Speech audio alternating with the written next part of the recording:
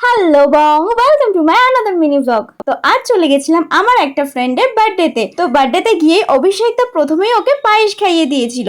এরপর হবে কেক কাটা। কেক কাটার জন্য আমরা স্পার্কেলটা জ্বালানোর চেষ্টা করছিলাম, বাট আমরা দেখি এটা আমরা উল্টো লাগিয়েছি। যাই হোক, ওটা এবার ইউজলেস হয়ে গেল, তো ওটা বাদেই আমরা এবার কেকটা কেটে নেব।